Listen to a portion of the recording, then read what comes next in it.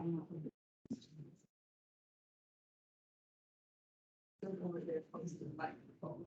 you, Mr. Graham. We are recording. Okay, thank you. Good evening, everyone. Welcome to the regular council meeting for Tuesday, October 4th, 2022. I'll now call the meeting to order. And the meeting is open to statements of no more than 5 members of the public of no more than 2 minutes in length each. Ms. Jones. Thank you very much. Would you like me up here? Does it matter? This Please, thank you. Vivian Rich Jones, I'm the Area B representative, and I'm really grateful that I've been elected by acclamation, and I wish all of you guys the best in your efforts coming up. I'm referencing 11.3 on the agenda with the Family and Cultural Center and the Memorandum of Understanding. I'm just so pleased to see it here. And at the SLRD board meetings last week, we did vote to support this enthusiastically and to be a signatory to the MOU. And I also see that plans for the pool include some energy efficiency upgrades, but I'm just very happy to see that the pool is still very much part of the plan because Area B is a big supporter of both of these initiatives. I look forward to supporting both of them. Thank you. Thank you, Ms. Jones. Is there anyone else? Yes. Johannes Mundorfer with the Lillooet Chamber. I just wanted to make a quick note on item 17.1. The letter to the Federal Electoral Boundaries Commission. And I just wanted to make the note that the chamber agrees with many of the points raised in the letter, and we'd be more than happy to offer a letter of support. Showing some of the points made in this letter and demonstrating that I think our businesses very much agree with the points here and have these essential links down the Sea to Sky to the coastal communities as well. So I'm happy to offer a letter of support if that's required as well before or that's sent or after. Thank you. Anyone else?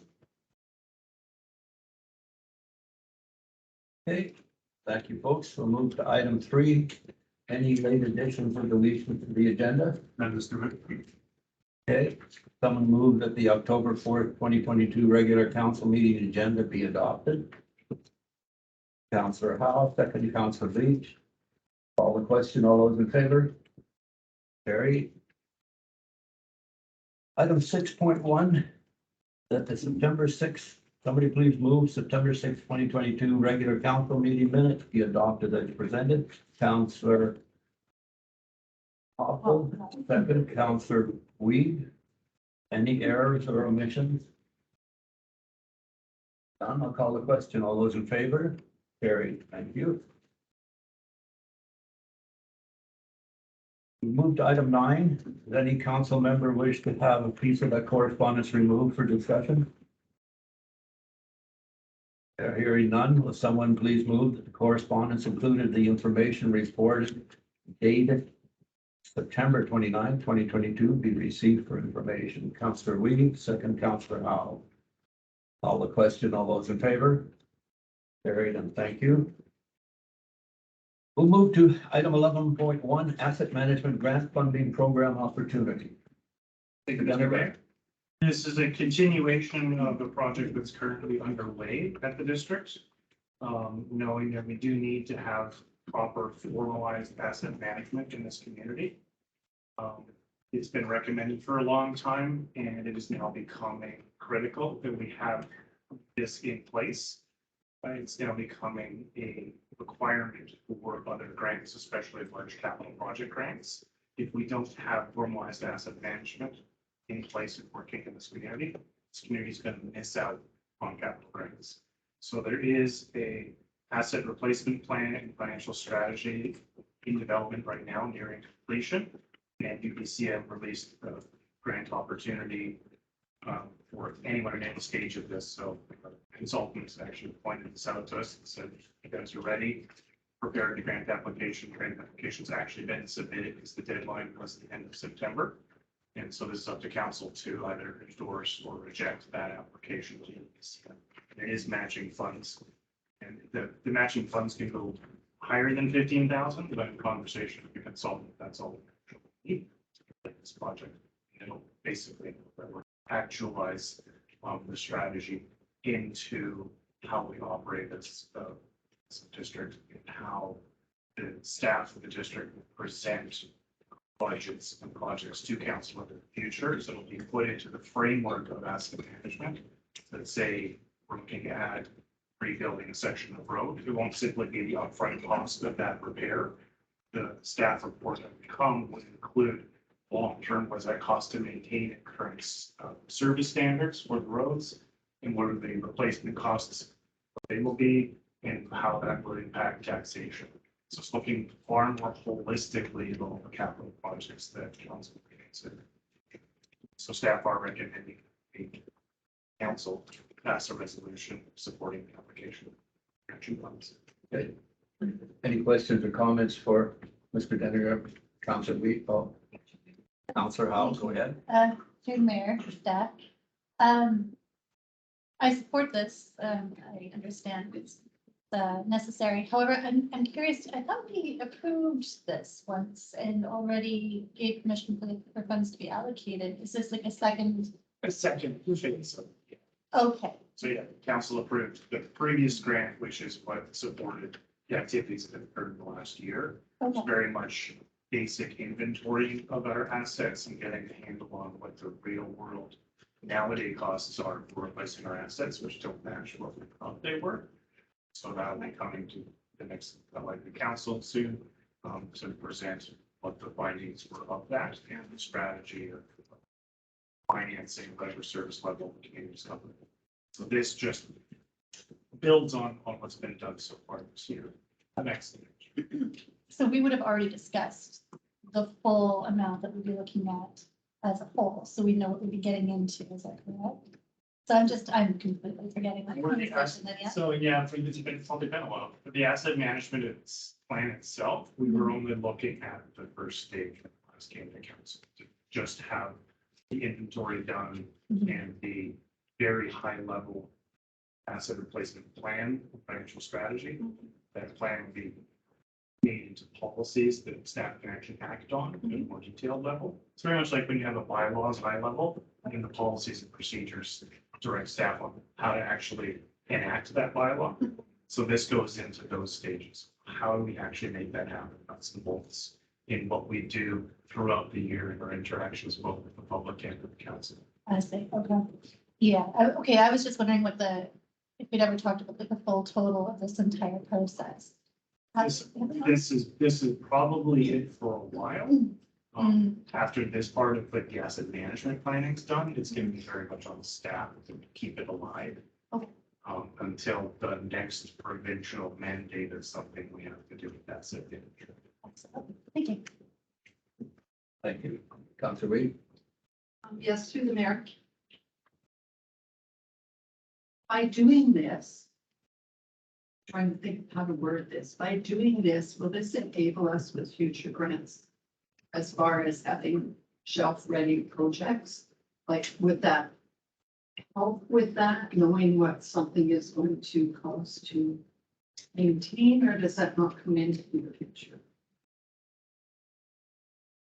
It relates to it. The shelf-ready projects still need to be developed by staff, so it's a combination of it. This will help us in presenting these proposed projects to council for support for PLAN. Because council, like I said earlier, will be able to understand, okay, it's great to do this project, but what is that going to cost us 10, 20, 30 years down the road?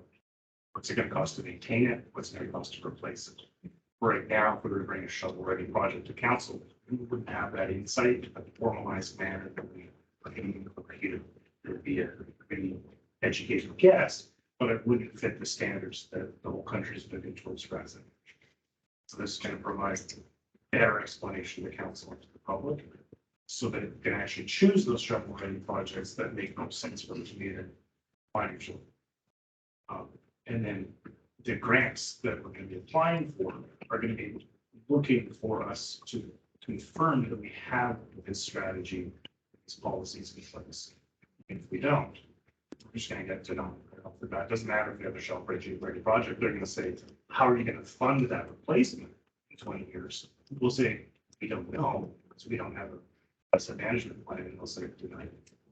Okay, and this, the previous time that this came to council was basically, was it mandated? I mean, it's basically because everybody's infrastructure is sold and nobody actually figured this here. Yeah, and there's a combination of mandates. There's the real hard mandate that are purely financial.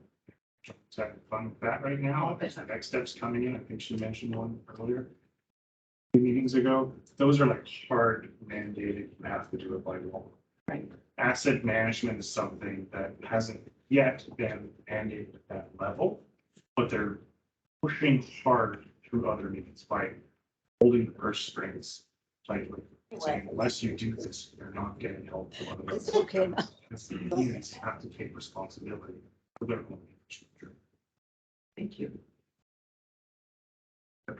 And it was also part of our strategic plan. And that is what. Any other comments or questions from council? No, they're hearing none. Someone please move that the District of Lillooet approves the submission of the UBCM Asset Management Planning Grant and supports contributing $15,000 towards the project if the submitted project is approved. Councillor Weave, second Councillor Hopwell. Any further discussion? Hearing none, I'll call the question. All those in favor? Carried. Thank you, Mr. Bender. We'll move to item 11.2, IT system upgrades. Jennifer. Thank you, Mr. Mayor. In summary, my iPhone is more advanced than most of the computers at Municipal Hall. Staff are struggling with the computer systems, there's slowness, delays, crashes, and so forth. We've done what we can within budget to continue trying to patch the system we have. It's gotten to the point where the vendors simply are not supporting the systems we have, which puts us in a very risky situation at this point. Something as simple as antivirus software. The software itself is now rejected, saying no, you can't run it in a computer, it's too old. So we're at that point where the district simply has to invest in its IT. We're not looking for anything extravagant, we're just looking for sort of industry standard modern computers. And realizing some of the changes that have occurred in the last while, the need for higher speed, better graphics, better monitors, everything's going graphical, communicating with the public's requiring better graphics.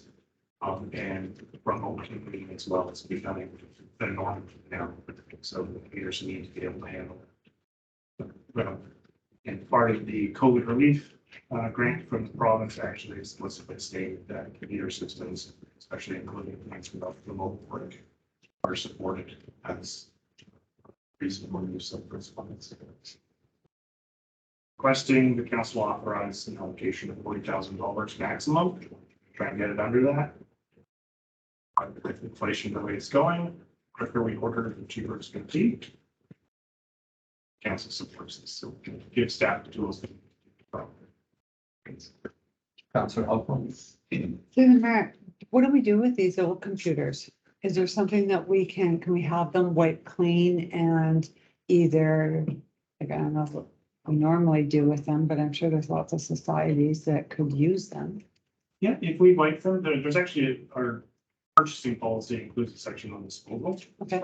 Policy, so the disposal policy includes the steps that we do to try to find a home with it within the organization first. We don't want it in an organization, so then we go out through a process of disposing of an idea for somebody. So we get something back for them, failing that, donate them. There's all of the steps we have to go through, but we don't just take them up to the recycle bin if we don't have to. Okay. People may find this. Okay, great, thanks. Any other comments? If I may remark, if the mayor's laptop, I think proper utilization will be for an anchor for in quiet waters. So very likely. That made my point. Right? I'll call the sturgeon fish. All right. Someone please move that the budget be amended to allocate $40,000 from COVID relief funding toward upgrading the district's information technology system. Counselor Weed, second Counselor Cobb. Any further discussion? All those in favor? Carried. Thank you. We'll move to item 11.3, Statman Culture Center MOU. Mr. Denner. Pleased to talk about this one. This aligns, I believe, quite strongly with council's strategic objective, goal to be a trusted partner of Indigenous communities, As council in the community probably well knows, the Stallion Cultural Center as a concept has been floating around for over 20 years here. And since this current council got engaged, noted in the MOU, it was noticed by the Stallion community that there's an opportunity to reinvigorate this stream of the Stallion Cultural Center.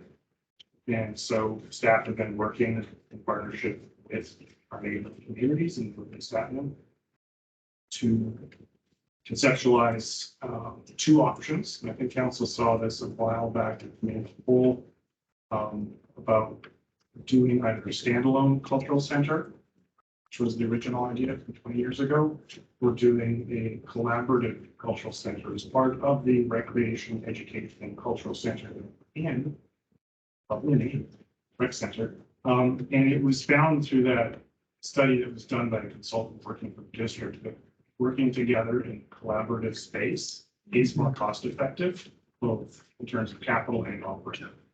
We leverage each other's facilities. So that's advanced now to the Little Tribal Council funding to work with consultants to start actually visioning out what that space would look like. Came to the point where we need to start engaging with all the communities on the ground. So it's very much been working groups and council representatives, but the next step is to work with Indigenous focused consultants who work closely with each community in partnership with the district and the regional district to really make sure that the plan that we have very high level of vision is actually doable and meets the needs of every community member. So it was felt that it's time to actually put it down on the paper and everyone's committed to this.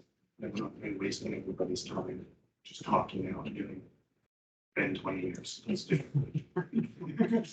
So, Representative B has spilled the beans. Yes, the SLRD has signed up the MOU. The Little Tribal Council has signed on the MOU. ECLIT has signed on the MOU.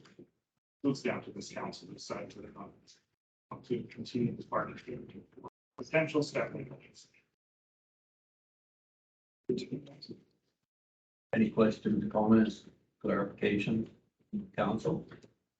I'm so glad that this is coming to the table and we're getting this done before the requests are not here. I appreciate the push that staff put forward on it. Any others? Hearing none, I'd like someone to move that the mayor and corporate officer be authorized to sign the memorandum of understanding focused on development of a Statman Culture Center as presented to council on October 4th, 2022. Councillor Wee, second Councillor Howe. Further discussion? Hearing none, I'll call the question. All those in favor? Carried, and thank you all. Move to item 12.1, bylaws and resolutions. Permissive tax exemption bylaw number 2021-026, amendment bylaw number 2022-015. Taylor. Thank you, Mr. Mayor. This is a bylaw just for adoption. I mentioned the last council meeting that this one was being brought forward to address a change on the tax roll that happened when a property went from a single family property to a duplex property. In essence, we need you to adopt this bylaw to change a 6 to a 7. Thank you, Mr. Speaker. Any comments, clarification required from council? Hearing none. I need someone to move that the permissive tax exemption bylaw number 2021-026, amendment bylaw number 2022-015 be adopted. Councillor Hoffel, second Councillor Howe. Further discussion? None. Call the question. All those in favor? Carried. Item 12.2, permissive tax exemption bylaw number 2022-016-2023 tax year. Mr. Taylor. Thank you, Mr. Mayor. Again, this is just for adoption. Just to remind you, this is for 1 year permissive tax exemption on 745 Main Street, 737 Main Street, and 272 Main Street for a combined estimated exemption of $5,937. That is based off of this year's tax rate, so it might be a little bit higher than that once the assessments for 2023 come in. Staff are recommending that this be adopted. Thank you. Any comments or clarification from council? They're hearing none. If someone please move that permissive tax exemption bylaw number 2022-016 be adopted. Councillor Weave, second. Councillor Hoffel. Any further discussion? All the questions, those in favor? Carried. Okay, we'll move to report from the mayor. On September 21st, I attended a Zoom Interior Health Mayors and Regional District Chairs Roundtable for Interior Health. I'll just pick out a few points that were brought up at that meeting. Interior Health Fall Booster Campaign is underway, including the new bivalent vaccine. The registrations and immunizations for children of all ages are lower than they would like, and they still have progress to make in terms of boosters. On a general update, they are seeing periodic outbreaks in long-term care, and they've seen a few hospital outbreaks as well, including one in Vernon that was just declared over on Monday, which was in the week that I saw. A small number of deaths continue to be associated with these outbreaks. Intriguing thing that I have that I asked them, I didn't receive a reply. It's interesting that there's a long-term care and hospital outbreaks where you have the most stringent vaccinations and mandates regarding masking and so on and so forth, but nevertheless, that's fine. They had 16 individuals hospitalized with COVID-19, including one person in ICU. And they are waiting for a provincial modeling presentation from Dr. Henry. Comment on that? They're saying regarding the workforce, which was the greatest interest by the mayors of Interior Health as well as the regional district chairs, is that what we do about nursing and healthcare professionals. Interior Health is working with provincial partners to streamline and expedite the process for hiring internationally educated nurses. That's one aspect. They're currently implementing a new employee retention strategy to support this, which is good. And one thing they didn't, one of the mayors asked the question, what of the 880 nurses or hospital professionals, health professionals that have been let go because of their refusal or their reluctance to vaccinate? And they haven't put this in the minutes, but what they said was that the Ministry of Health stands by its mandates, and that if people want to work in BC healthcare, they have to have the vaccination. So there are 800 nurse and hospital professionals out there that will not come back to work. The provincial health officer recently updated the mandate and the vaccination required for staff and physicians who work in healthcare settings, hospitals, health centers, long-term care, community remain in place in BC. There is no requirement for regulated professionals, dentists, neuropaths, etc., to be immunized. That's essentially it.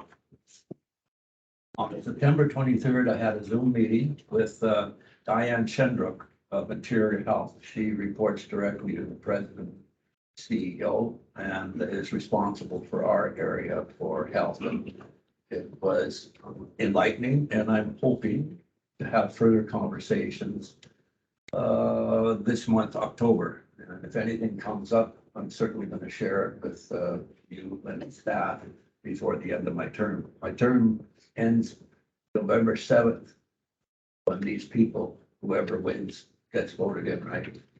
So I can still attend the beginning of that meeting up until the time, good, I'll be here.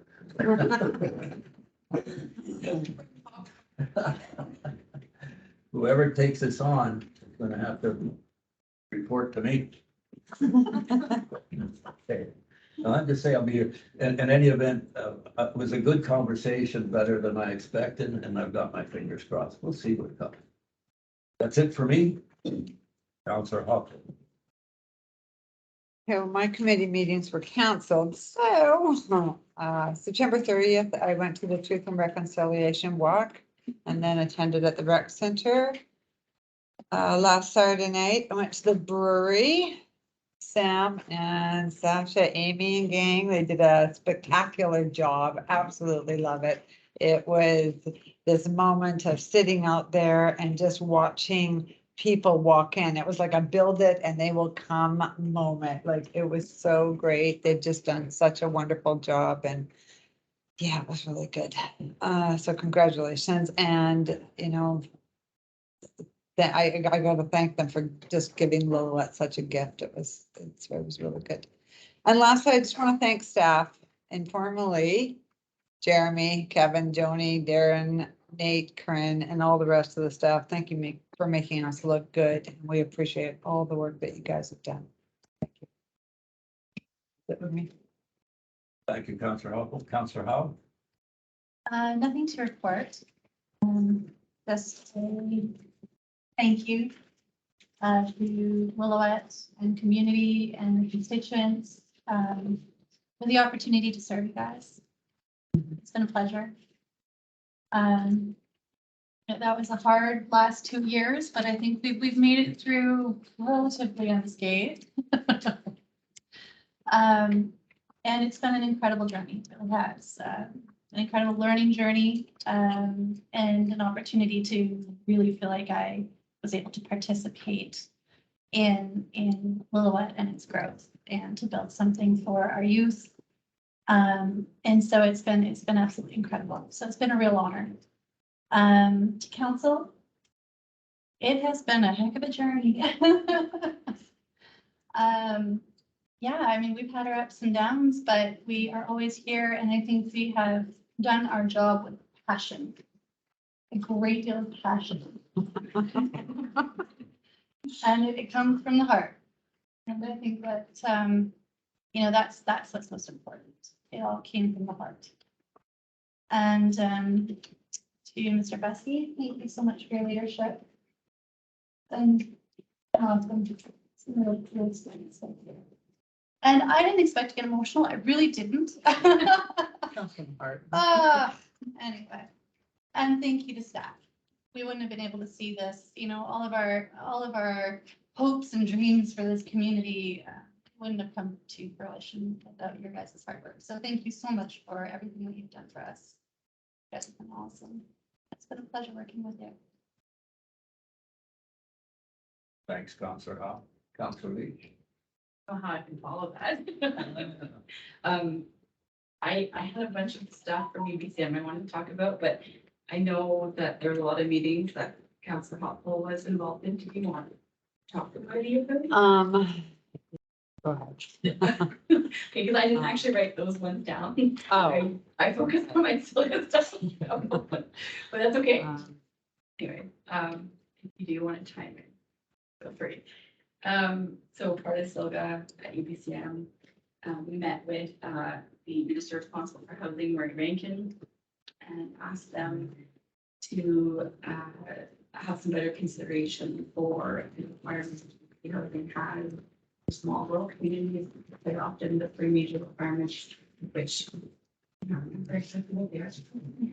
But small municipalities cannot meet them. I know it's lands, funds, and there's something else.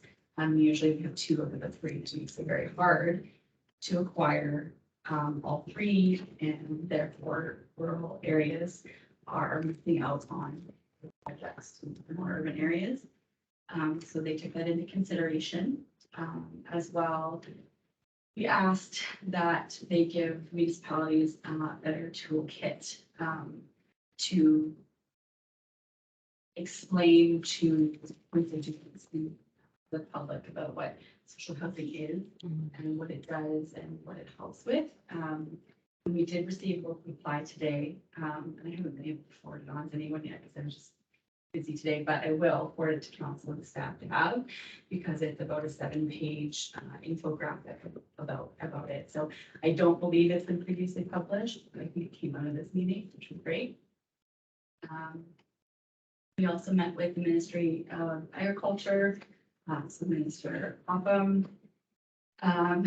And one of the major asks that came out of that one was our small scale farmers often feel like their hands are tied to get their product into the bigger supermarkets because of the requirements. They often have to pay shelf fees to get it into, like the bigger chains. And they would like to see the province push back against those chains to make it easier for our producers. And in turn, that helps with food security, which we saw was a little bit scarce when the floods happened last fall. So haven't received a reply back from that yet, but they did take it into consideration and we're already kind of on their desk. The local government modernizing policing roundtable was a part of the investigating public safety reform session at UBCM. The report was officially released to everybody. It is available online.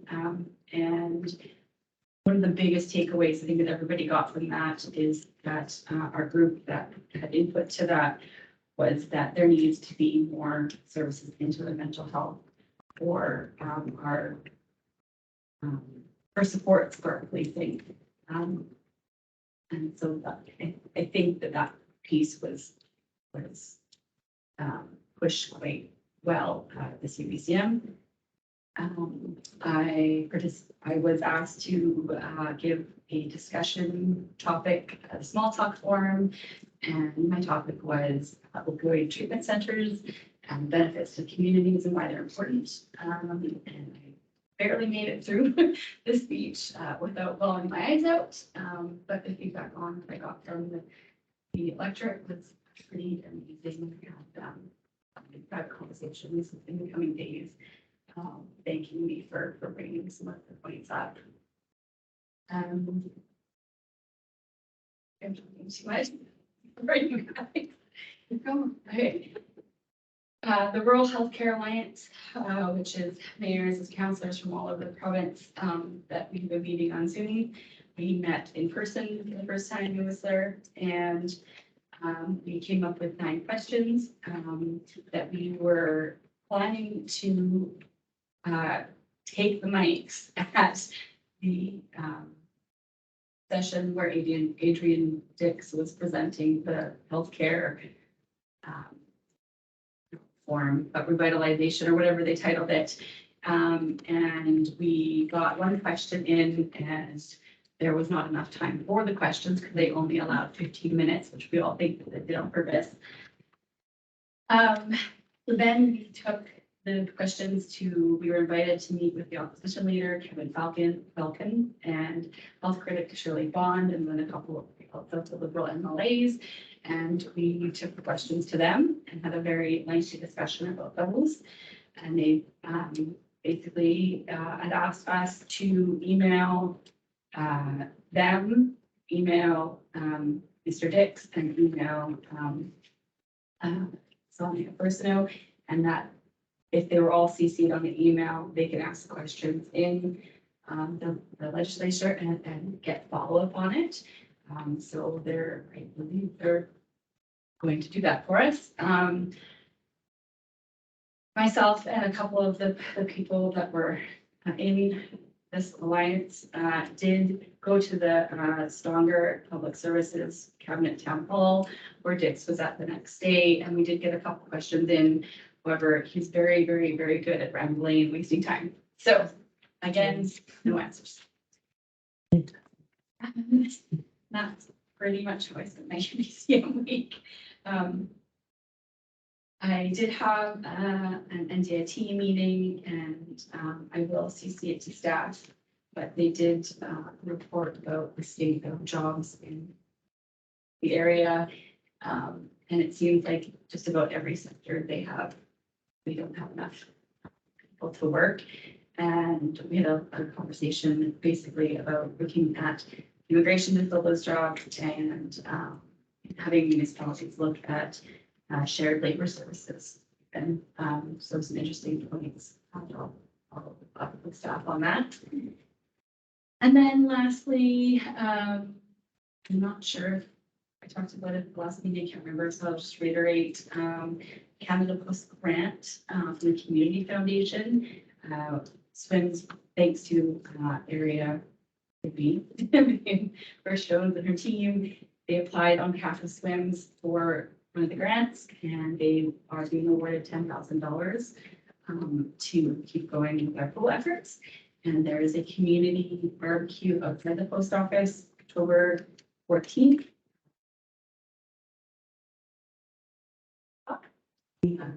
It is later in the afternoon. 1 to 4. I have 4 o'clock written down. Okay, I think it ended then because anyway, the big wigs from Canada Post are showing up to present Swims check, so I think that's why it was a bit later in there.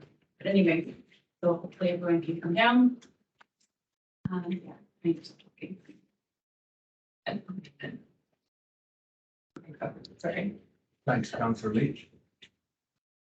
You want to throw anything in, Councillor Hoffman? Well, I felt like I had talked previously so much about the BC Forest Management and wildfire petition, and we had met with them, and they were really receptive to making sure that all the money was spent where it was allocated. The Ministry of Highways, well, the Ministry of Highways had to drive on the road that I was complaining about. So that I think went really well too, you know.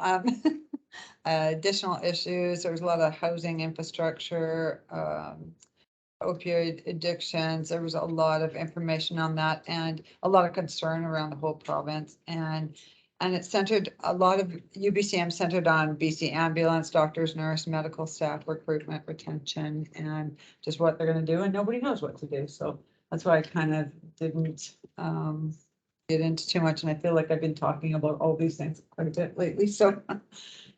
Can I ask, before I turn it over to Councillor Lee, may I ask any discussion with others there and with the various politicians about wildfire and forest fire fighting?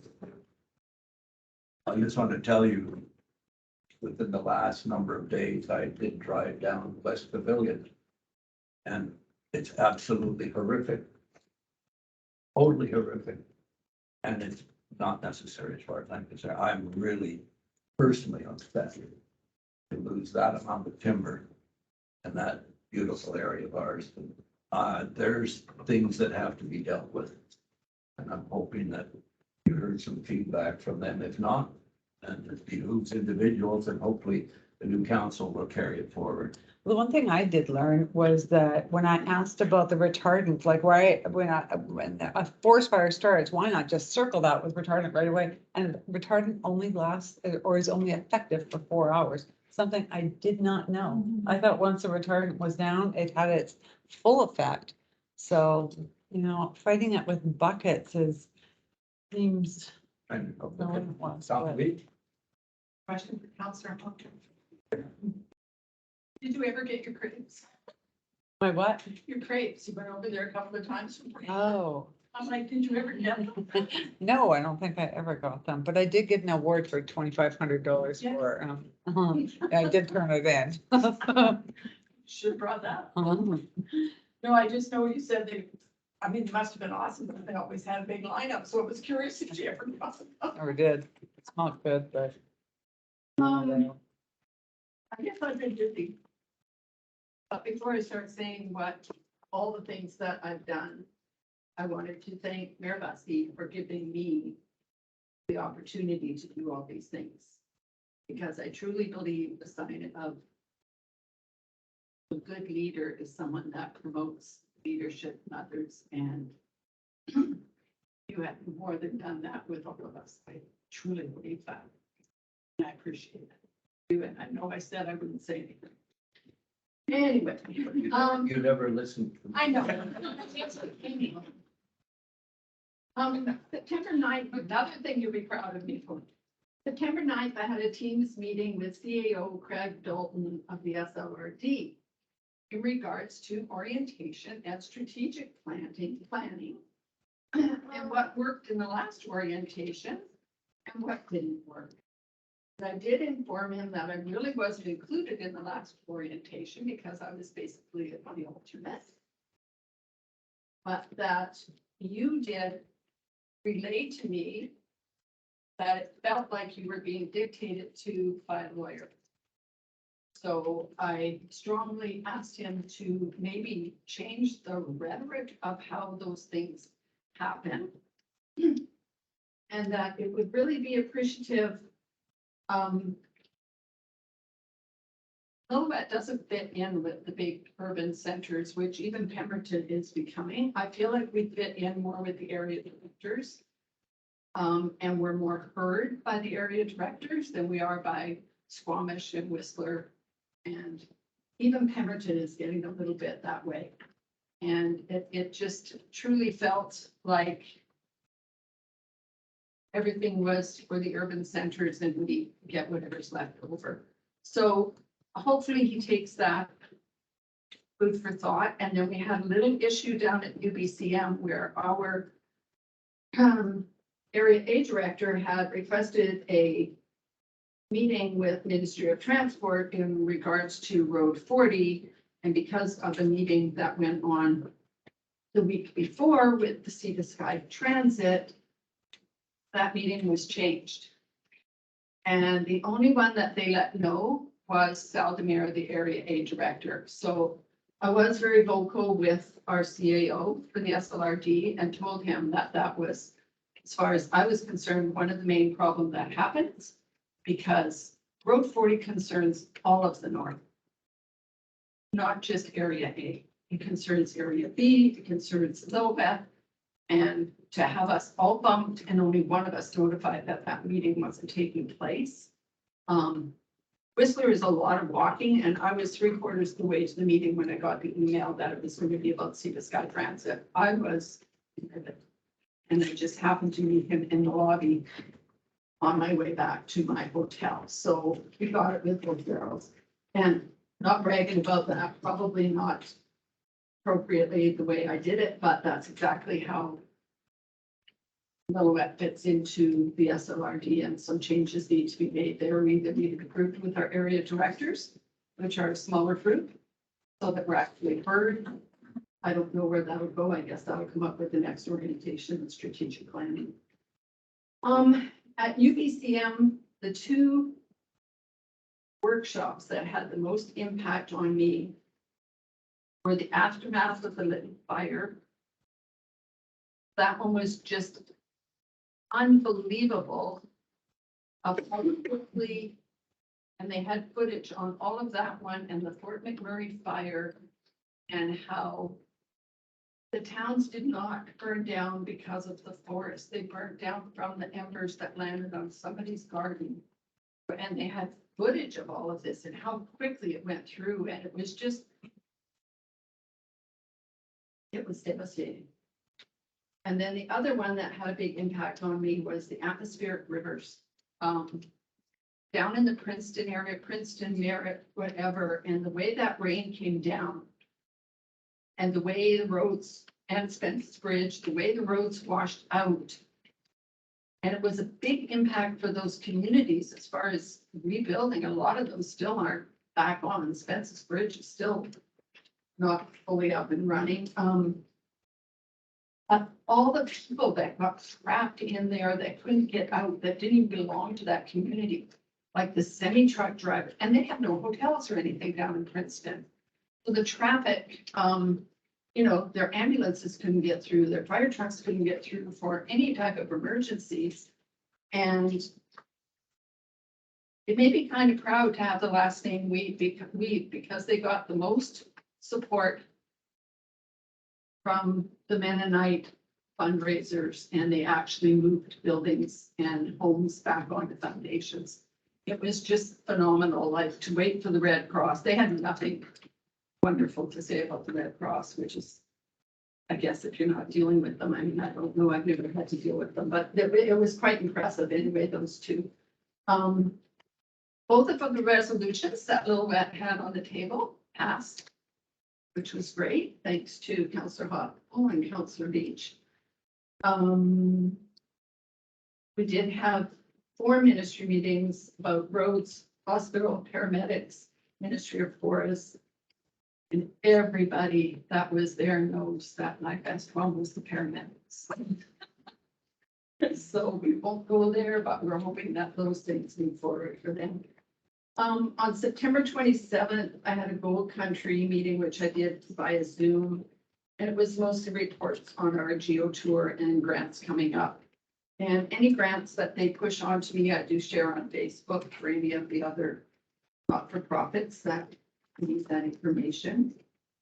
The SLRD meeting, I missed my ride going in the little electric Volkswagen with our Area B director. I was just done. I did do it via Zoom. It was 1,085-page agenda.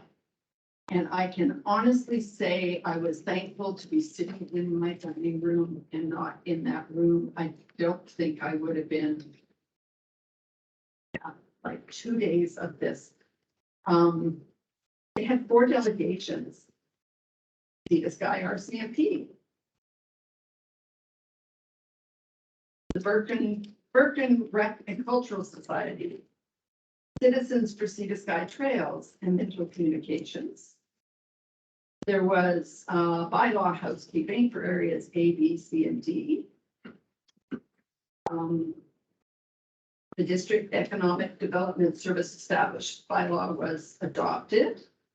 There was a large discussion that went on for, it seemed like days, and I know it wasn't, but it sure seemed like it, about Furry Creek and Lillooet Lake Estates. They set a precedent, sort of, I guess, by a remuneration bylaw for the SLRT directors for paid maternity or paternity leave. And we already know about unanimous approval for the MOU, which is great. And then on September 30th, I went to the Truth and Reconciliation ceremony here at our rec center. Got very emotional when I was giving a speech, which I did have to write because I hate public speaking. I'm okay like this, but I don't like to just stand and give a speech. There was a little funny moment prior to when they asked if the mayor of Lillooet was there, and some gentleman got up and spoke and said he wasn't the mayor of Lillooet. So when I finally got to speak, I'm like, I'm not the mayor of Lillooet either, but so that kind of broke the ice a little bit. You know, I shared this with Councillor Leach earlier today, and I don't share very much of my life. But when I was doing that speech, it was, and I had it all written down, and I had it proofread, and I had other people's opinions. And when we first moved to Lillooet, I remember me thinking, oh my gosh, where are we going? It was such a culture shock for me coming from Calgary. And I thought, what is my purpose for moving here other than my husband? And during that speech, just because of where I've come from as a young child and the things that I went through as a young child, it was like it hit me. Your purpose is to be here for this very moment, this cultural center, this sharing of the truth and reconciliation. And I really felt like that was my purpose for coming to Lillooet. I've always believed things happen for a reason. So it's actually a healing experience for me. This has been from Friday on.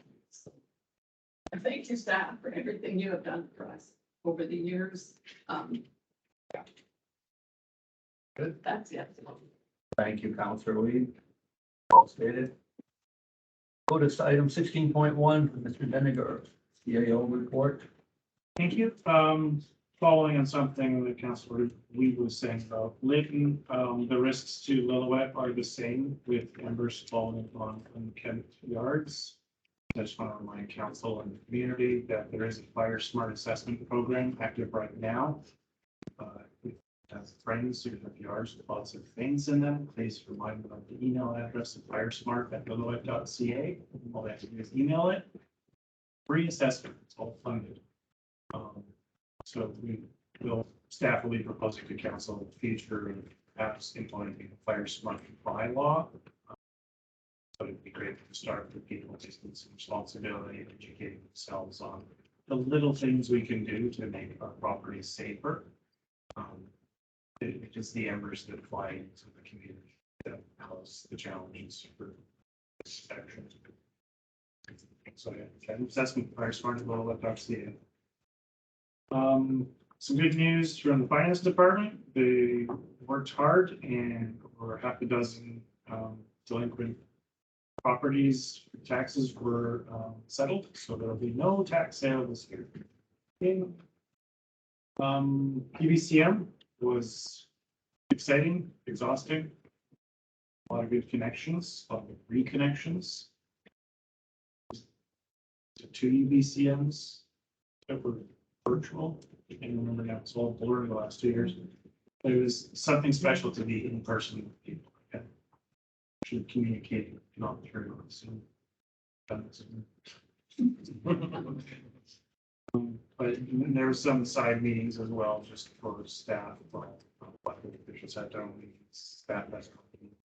And very much probably the same things you heard, conversations about the challenges that have probably always been underlying in local governments have bubbled to the surface because of the last 2 years, 3 years of pandemic.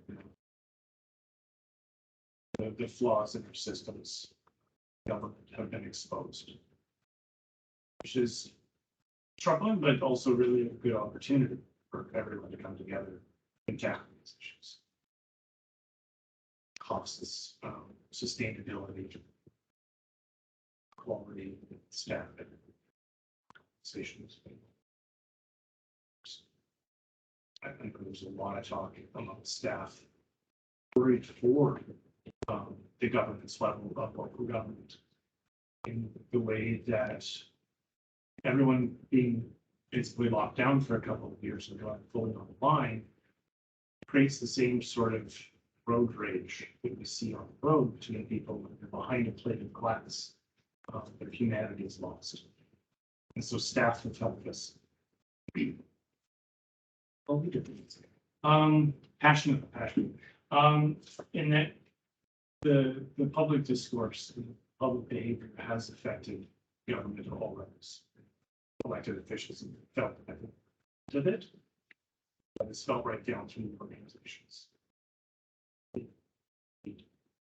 So just want people to be aware that it's not evil alone. It's feeling this shift in the public. And the elected officials or governments are getting along.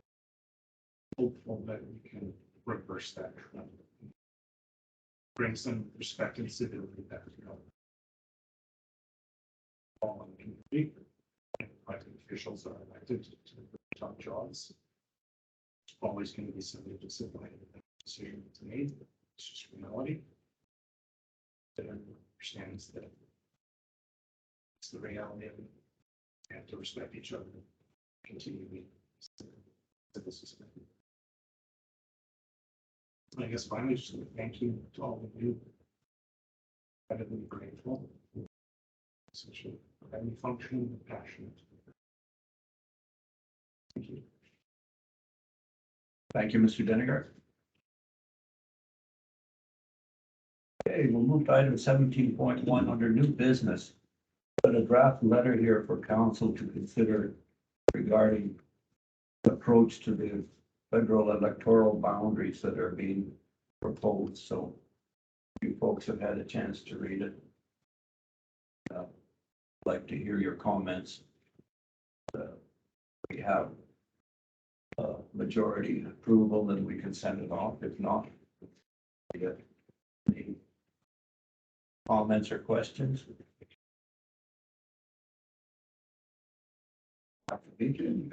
No, I think the letter is very well written and it guides all the points that we've kind of discussed for the last little while. Yeah, Mr. Taylor coached me a little bit. I became a little bit personal. No. And we are in a very unique geographical situation, there's no doubt about it. In terms of comment though, because because our proposed area would be changing so drastically. I had had conversations with Mr. Benzer and Pete over this. And I don't know if he was very honest. He goes, Jen, I have to fight for hope. He's like, I don't know if I have it in me to fight for the little one as well. So I mean, this will help, I think, and I hope that he still has it in him to. Oh, he does. He sure Okay, does. good. Sure he does. And if you, I can say from, as I say, Taylor wisely kept personal part out of it makes sense because it's a riding and different people will get elected. Well, one thing I can say for the new council and for the district of Lillooet, Dagny City will bring down Trudeau.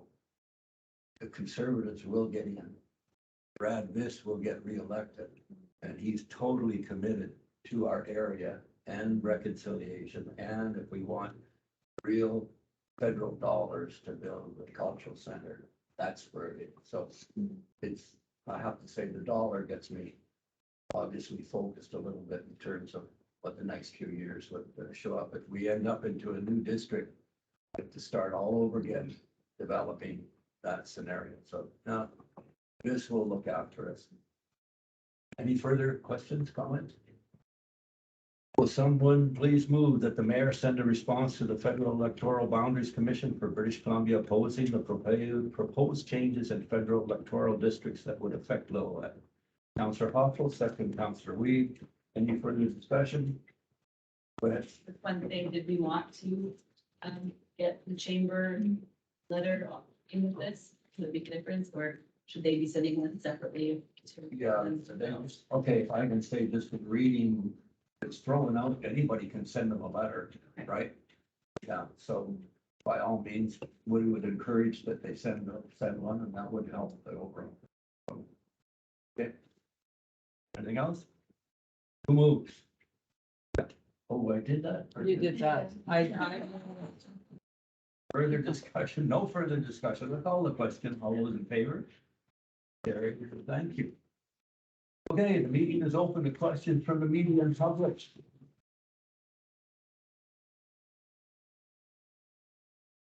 Don't everybody rush to the podium, everyone. Pass my. Is, I, In the form of a question. I Remember, I had to train. to follow up, something very complimentary that Councilor Leach said about the grant in Canada Post. It's actually Lori Reimer is the grant writer, funded through NDIT. She does some work for Area A, B, and sometimes Lillooet as well. She's quite phenomenal, so I should take credit for her work, I think. Actually, very what you would say is, say, did you know? And I'd just like to say I'm very heartened by attending this meeting, and thank you so much for all your good comments. Yeah. Thanks for your work, and we certainly don't want to leave the SLRD. Okay, I mean, somebody Okay. moved that the October 4th, 2022 regular council meeting be adjourned. Councillor Howe, second Councillor Leach. Call the question, all those in favor? Carried. Thank you, folks, for coming.